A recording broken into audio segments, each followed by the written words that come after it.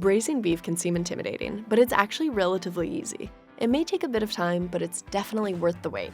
Today, we're going to show you how to braise beef on the stovetop. First, you're going to choose your meat.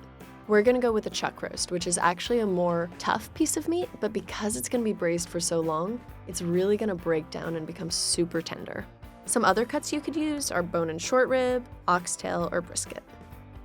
So our recipe is more of a stew, so we're going to cut it into even cubes. That's going to help them get a really beautiful sear and cook evenly. When braising beef, you're going to season twice. Once directly on the meat, like we're doing right now, and once to the braising liquid. The first time ensures your meat will get a crisp sear and seasons the meat, and the second is so your braising liquid is going to have tons of flavor. Once your meat is thoroughly seasoned, it's time to sear it. In a large pot, heat the oil over medium-high heat. It's best to use either canola or vegetable oil because they have a higher smoke point. A higher smoke point means it's not going to burn, and you're going to get a lovely crisp exterior on the meat. This browning effect is called a Maillard reaction. Once your meat is seared, we're going to remove it from the pan. Don't worry, we're going to add it back shortly. Next, we're going to add our vegetables. You'll want to choose heartier vegetables for your recipe so they don't break down and become mushy once they're cooked for a long time. Today, we're going to use onions, carrots, and celery. This classic combination is called a mirepoix.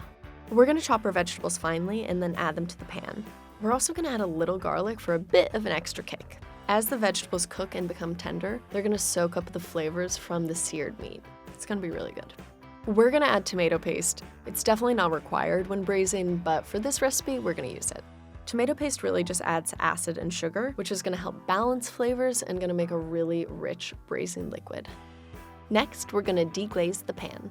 There's a few different types of liquid you could use for deglazing, like wine, tomato juice, or stock. We're going to go with wine. Deglazing the pan really means just scraping up the brown bits from the bottom and imparting the liquid with even more flavor. After you've deglazed the pan, it's time to add your braising liquid. This can either be stock or water. We'd recommend always using stock whenever possible just because it has more flavor, but water's fine too. We're also going to add a can of tomatoes for acidity and some more liquid. It's really important that the meat is completely covered with liquid so that it doesn't dry out as it's braising. Next up, we're going to season our braising liquid. The best part about seasoning is that you really get to be creative. There's so many different combinations of herbs and spices that you can use to really make your dishes more interesting. Today, we're going to use rosemary, thyme, a bay leaf, and of course, salt and pepper. You really want to make sure your seasonings are fully incorporated, and then bring your braising liquid to a boil. Now it's time to add the meat back into the pan. You want to give it a stir to make sure it's totally covered with liquid. Now we're going to cover the pot with the lid so we don't lose any of that amazing braising liquid. Reduce the heat to simmer and cook for 3 to 5 hours or until tender. You'll want to occasionally stir the pot to avoid burning and any hot spots that might be on the bottom of the pan. You'll know the meat is finished cooking when it's super tender and easily falls apart. It's that easy. Now you're ready to serve. Put your braised meat over creamy mashed potatoes, or keep it simple as a stew with a slice of hearty bread. You could even have it over your favorite pasta.